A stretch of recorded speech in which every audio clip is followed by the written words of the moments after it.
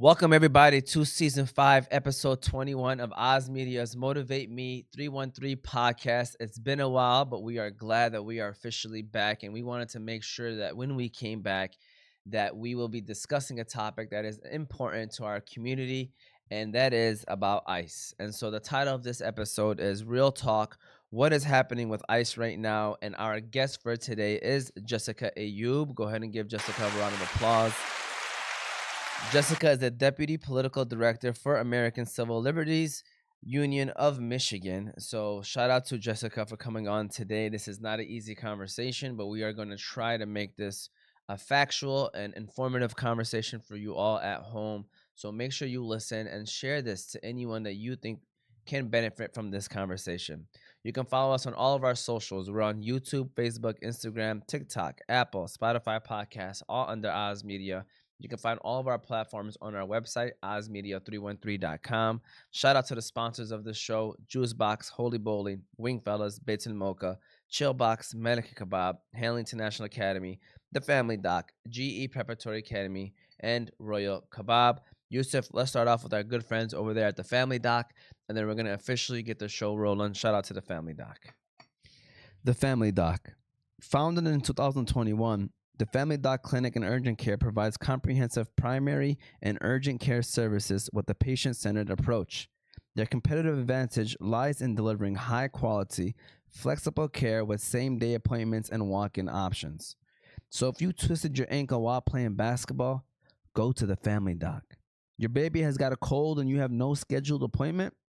Go to the Family Doc.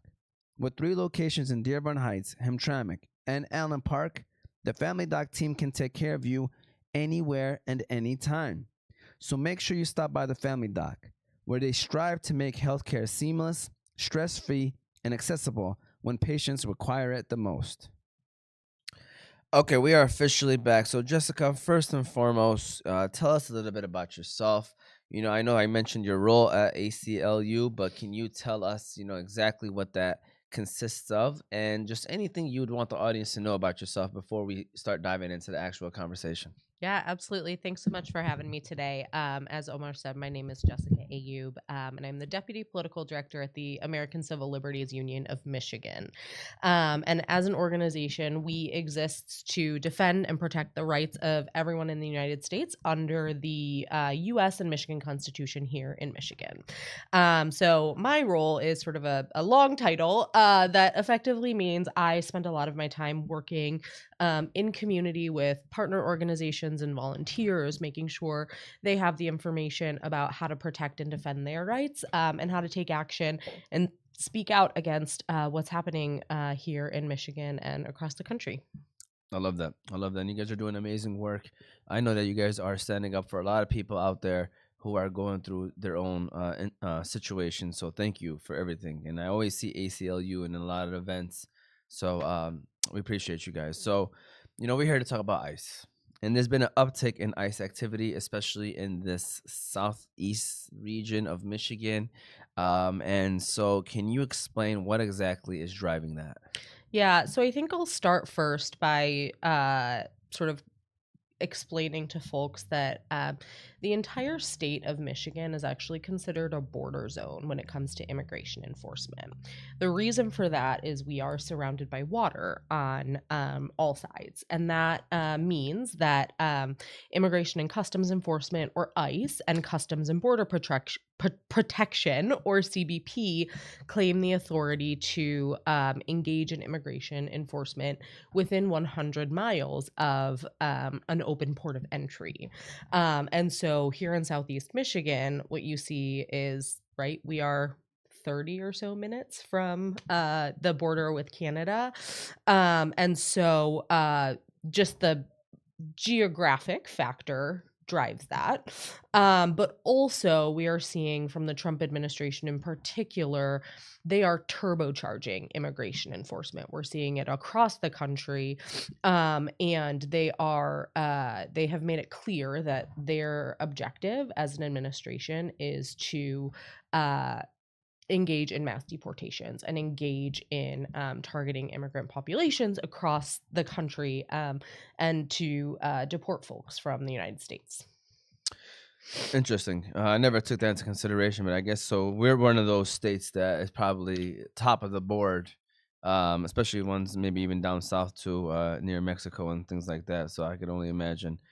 So going from that, are there any policies, priorities, or changes contributing to this increase? I know you kind of touched on it, but is there anything that changed to that? There's a couple of things that are driving it. I think the administration is turbocharging the hiring of immigration enforcement agents. And so there are just more people on the streets who can engage in immigration enforcement. They are changing some internal policies that sort of give, that attempt to give ICE unchecked power to engage in immigration enforcement.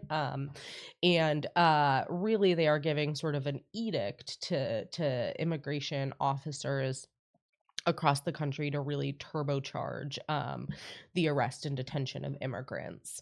The other thing that I'll touch on is that local law enforcement, not connected to ICE or CBP, so like your local police department, a lot of times those agencies are actually engaging in calling ICE or CBP in the context of like a traffic stop, for example, when they don't have to be doing that. The sort of message coming out from the federal government has created a chilling effect on a lot of government agencies, including local police departments, who think that it's their role to engage in immigration enforcement, and that it's a federal edict, when in fact, law enforcement agencies do not have to collaborate with immigration and customs enforcement. Interesting. That's a great note to take into consideration. So, recently, the Trump administration ended the temporary protected status for Yemeni nationals.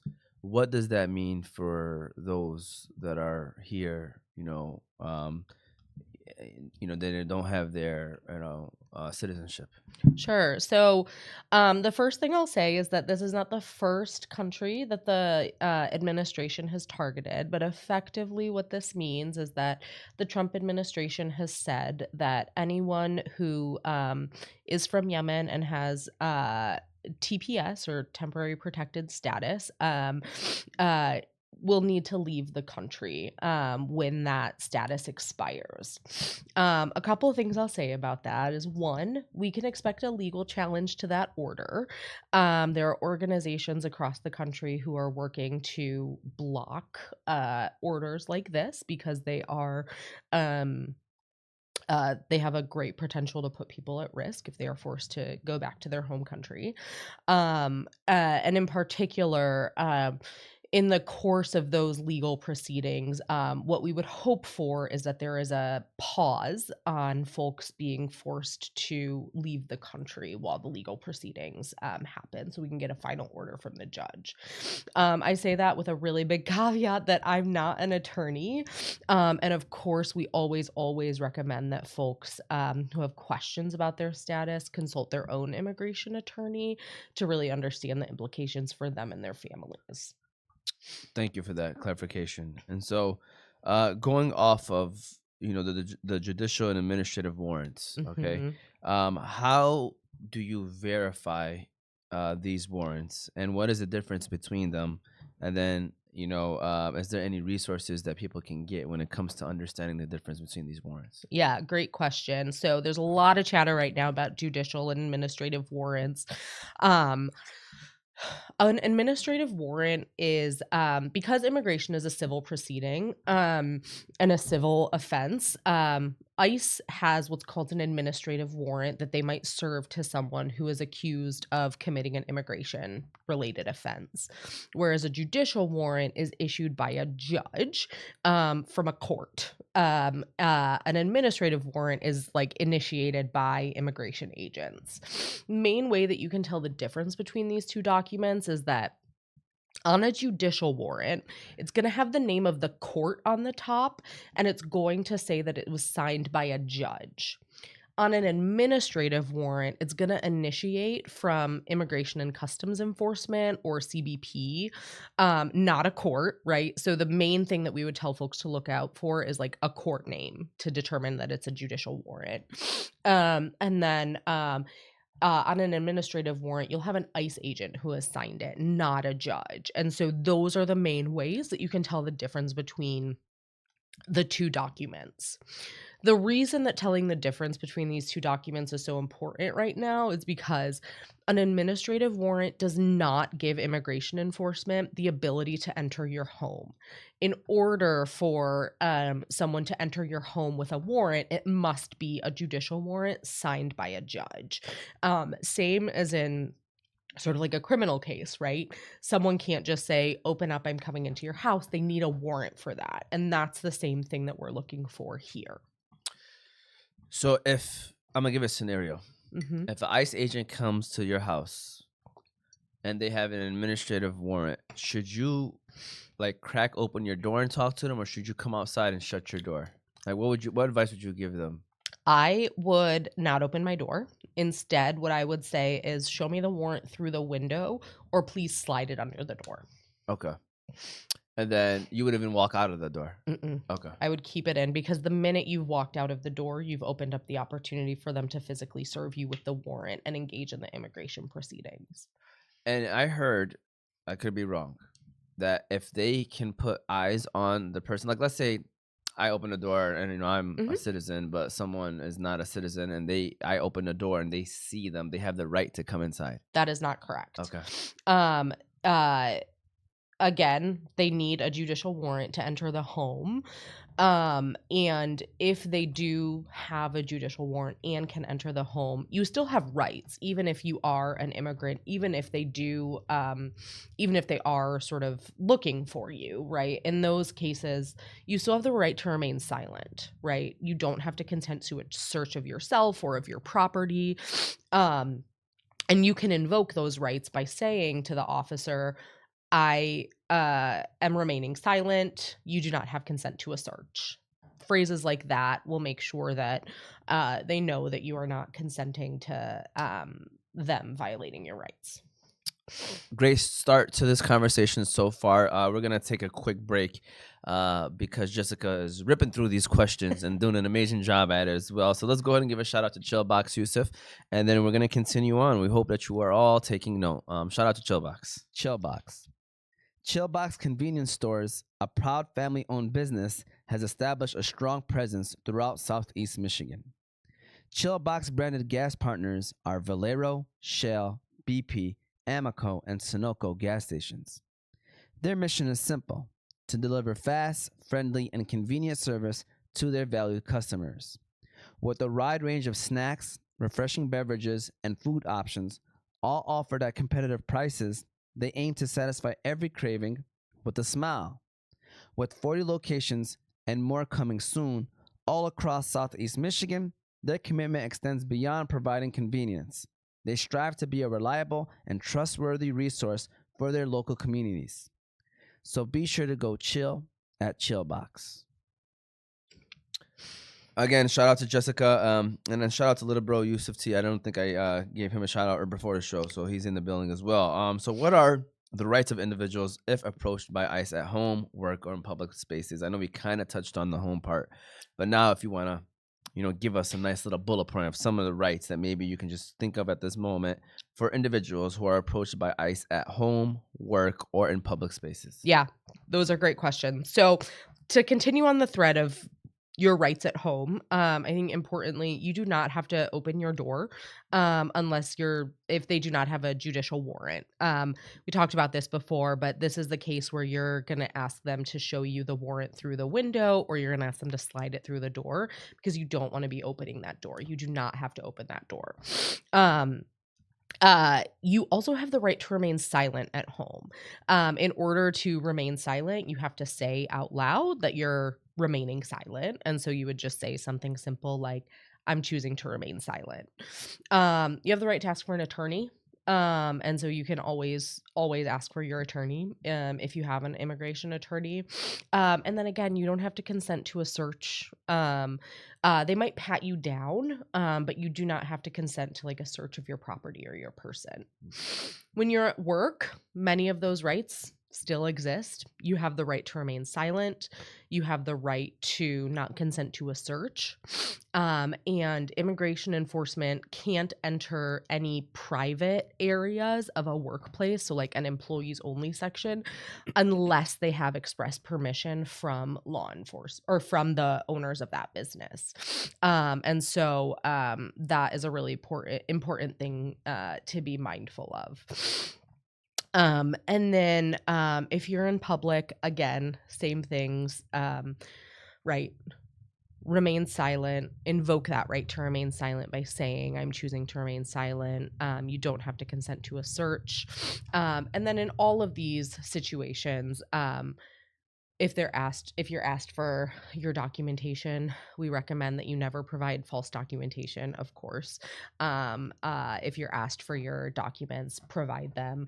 And in all of these situations, the best course of action is to remain calm, so that you don't escalate the situation with an officer. But you can always invoke your right to remain silent. You can always ask for an attorney, and you can always ask, am I being detained? If the answer is no to that, you can say, great, I'm going to walk away. Okay, so if you let's go back to the home thing, right? Mhm. You get this paper and it's an administrative order, not a judicial order, right? So now you do not have to open the home for them.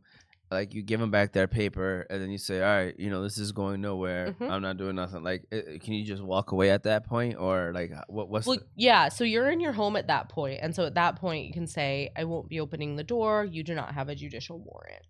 And we are choosing to remain silent. And at that point, right, our advice would be to, again, not open the door in that situation. Okay, just wanted to make sure people understand that. Yeah.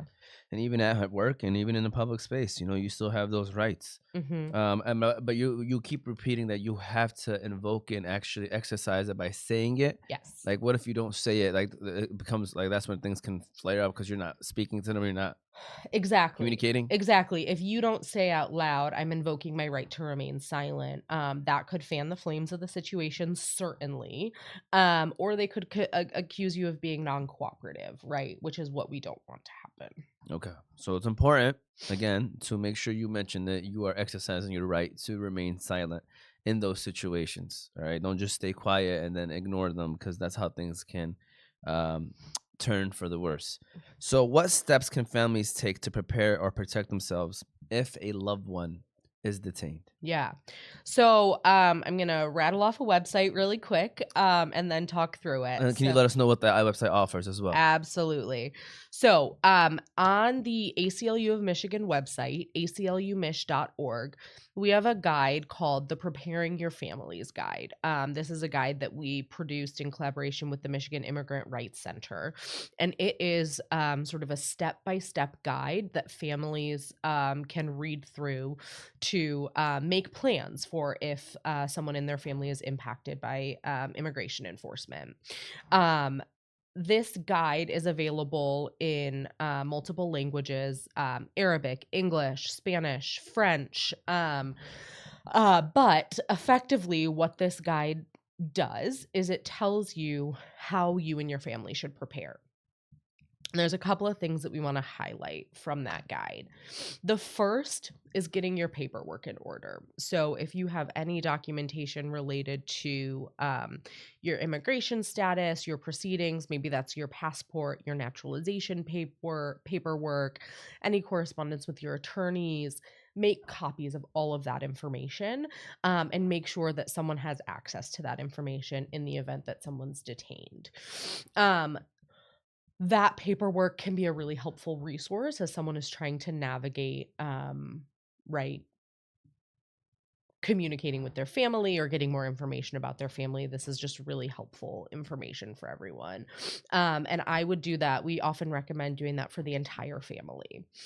The second thing that folks can consider is something called delegation of parental authority. Effectively, what this means is that if you have children, you are designating someone who can serve as parental authority if the parent is detained. What this means is that your child then has an immediate sort of next of kin to which they can go if their parent is detained. And it does not cause any interruptions in sort of like the child's upbringing or what have you. And how long do they have that status for? Is it until the parents? They'll stipulate that on the form, Okay. right? Like this is, yeah, they'll stipulate how long that authority lasts for. Great information. And what was that website again, if you could repeat it? Yeah, that website is aclumich.org, aclumich.org. It's right on the homepage under a little banner that says Know Your Rights. I love that. Thank you for all the things that you guys are doing and offering for people out there. So, how can parents ensure that their children are? Well, I guess you kind of mentioned that already. Is filling out that form. Is there any other things that parents can make sure that they can do to make sure that their kids are taken care of if they are detained or deported? You know, the other thing that parents can do is they can talk to their child's school to see what policies and practices they have in place should immigration enforcement be near the school. We have seen a number of schools invoke sort of shutdown criteria where they put the school on lockdown in the event that immigration enforcement comes. And again, we have a resource that schools can use to develop a protocol for if immigration enforcement comes to the school. All right, and so ICE being around is something that our communities are not used to. This was Mhm. never something. When did ICE Mhm. form? Like a year ago, maybe not even. ICE has been around for decades. Oh, really? Yeah. They just They've amped up increased the the yeah. Okay, enforcement and okay, they're much more visible than they have been in the past. makes sense. Makes sense. So, I guess what are some long term effects of increased ICE activity on the trust in local government and public safety? So, I mean the impact of immigration enforcement and community trust, it just erodes community trust. It really erodes community. When there is so much immigration enforcement, it creates a culture of fear where folks are afraid to take their kids to school. They're afraid to go to their doctor's office because they don't know what could happen. And so you're seeing people sort of cut themselves off from community networks that they may have relied on in the past. And it really erodes trust with local leaders as well, because folks don't know who to trust, and they believe that, right, engaging with their local law enforcement could result in someone's detention. And so it is it is having a really awful chilling effect on community. And it is going to take a long time to rebuild the fabric of what has made immigrant communities so rich, to really beat back that fear that they've been feeling for so long. great points, and it's a very unfortunate situation for a lot of the communities that are surrounding us and all across the country. We are going to run our final ad of today, and we're going to go ahead and give a shout out to our good friends over there at Juice Box, Yusuf. And then we're going to, believe it or not, ask our final few questions. So shout out to Juice Box. If you're looking for a place with the best smoothies, milkshakes, ice cream, cereal bars, and slushies, then Juice Box is your one-stop shop. You can try things like their Biscoff or Nutella shakes, crepes, watermelon blast, strawberry burst, or mango smoothies. Juice Box currently has 4 locations: Hamtramck, Dearborn, Detroit, and Trenton.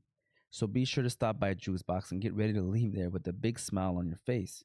You can also visit their website at juiceboxblend.com or download their app at juiceboxblend.appfront.app. So we're back and we're talking about ICE. And so, how can local organizations, maybe faith institutions or schools, support affected families? Yeah, that's a great question. And there's a couple of ways. I want to make another plug for our website, aclumich.org. On that website, we actually have a couple of resources that outline both what law enforcement can do to protect their communities from immigration enforcement, and also what schools can do.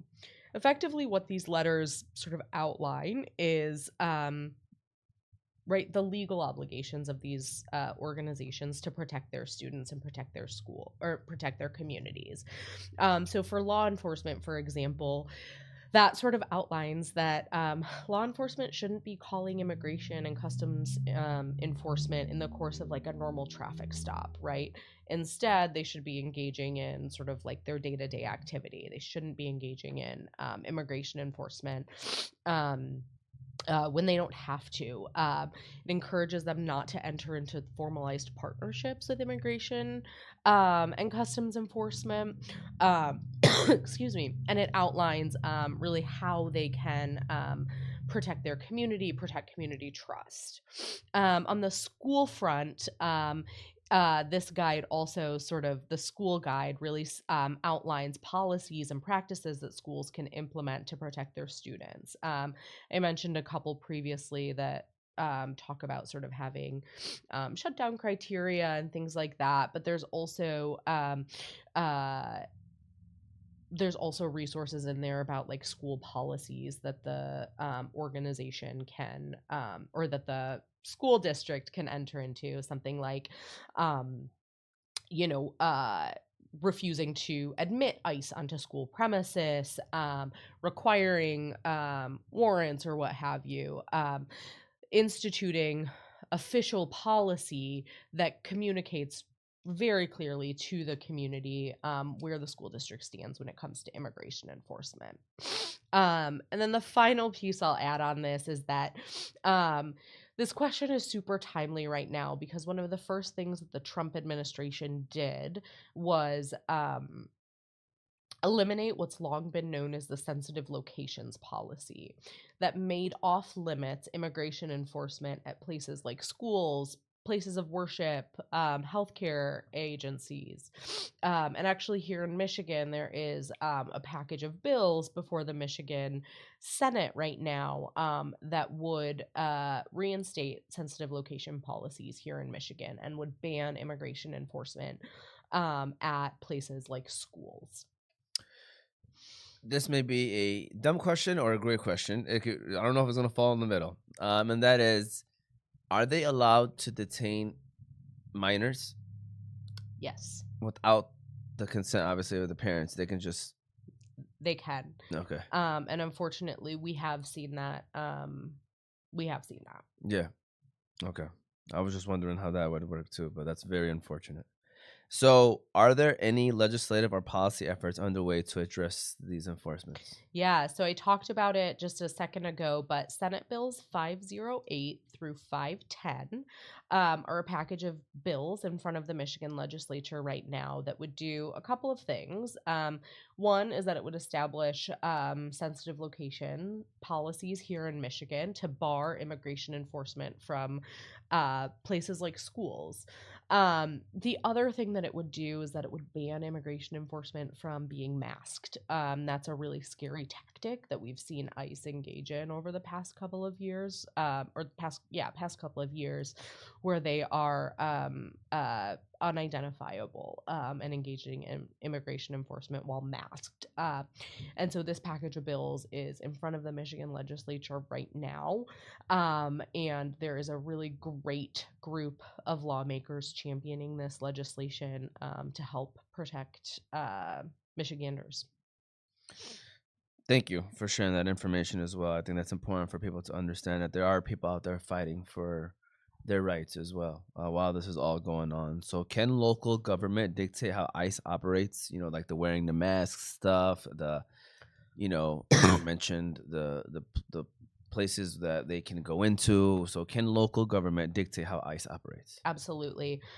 We saw even in Washtenaw County most recently, they have barred immigration enforcement on any county property. Really? Yeah, they were the first county in Michigan to do it. And that is something that local governments can do. They can say, you're not welcome here. You cannot engage in federal immigration enforcement here. And they can pass policies that say, no one in our police department is going to engage in immigration enforcement. We are going to, require data collection to show um, uh, who is being stopped, and how we can to help us understand how we can curb racial profiling. And so there's like a whole host of local policies that municipalities and counties can pass to protect their communities. So when you say that, I mean, you mentioned the county. Mhm. Has there been just a direct city that hasn't allowed it? And if not, why? Why not? Like, what are the repercussions if for that county, for example? Like, what did the state or federal government react to that county? Putting those Mhm. sanctions on ice. Yeah, so the biggest thing that we're dealing with right now is a chilling effect from the federal government, right? The federal government has long threatened to pull federal funding from any municipalities who don't engage in their deportation agenda. And so um, we have a lot of political courage in Washtenaw County that enabled that to happen. But in other places, right, there is a calculus that county governments are making about whether or not they can risk losing federal funding, or frankly putting a target on their backs for the administration to say, okay, great, this is where we're going to ramp up enforcement next. Mm, very interesting. First of all, can we give a round of applause to Jessica? Okay, she just went through probably like 15 to 20 questions and gave you all factual information within about a good half hour. So this is the time where we do say if you have any final words, final comments, please plug in, the website one more time from ACLU, how they can follow maybe you or just maybe someone in general who's constantly sharing information about ICE. Uh, Once I just give me the couple seconds just to go over how people can follow us again and all of our sponsors. So remember, you can follow us on all of our socials, which is on YouTube, Facebook, Instagram, TikTok, Apple, and Spotify podcasts on Oz Media. You can find this full episode on YouTube, Apple, and Spotify, and our website, ozmedia313.com. You'll get clips on YouTube, Facebook, Instagram, and TikTok.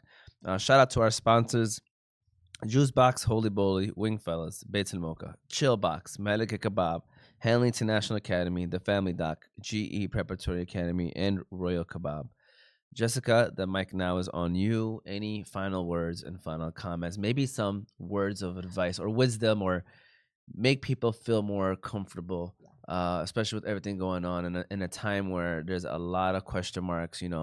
By the time this episode drops, it's going to be Ramadan as well. So families are just trying to be at home and go through this holy month and not have to worry about their status. But unfortunately, that's not the world that we're living in right now. So any final words and final comments? I think I'll just end by acknowledging, like, yes, it is scary, but you still have rights. And the best way to protect yourself is to know your rights and understand your rights and make a plan for if something does happen in your community. Again, I'll plug our website, aclumich.org, has a whole host of resources on knowing your rights when it comes to immigration enforcement, when it comes to preparing your families for immigration enforcement. Really just good information for you to take and share with your friends and family. You can also follow us on social media at ACLU of Michigan on all platforms: Facebook, Instagram, Blue Sky. And I think most importantly,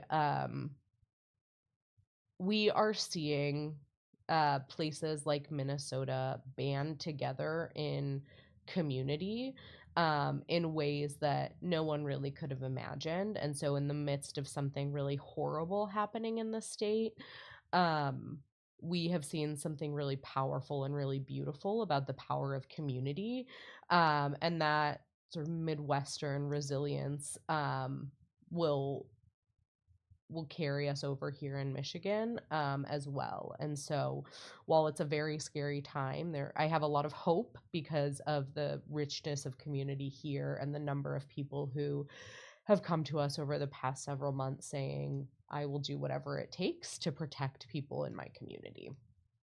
Can we give Jessica another round of applause? Very well spoken. They set the right person for this episode. So thank you.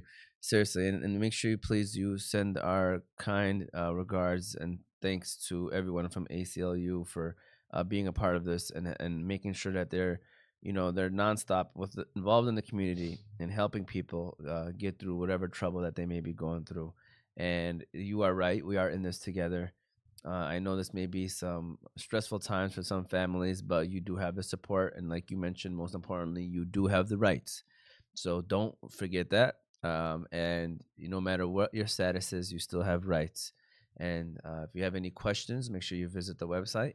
And Jessica, thank you again for coming on the show.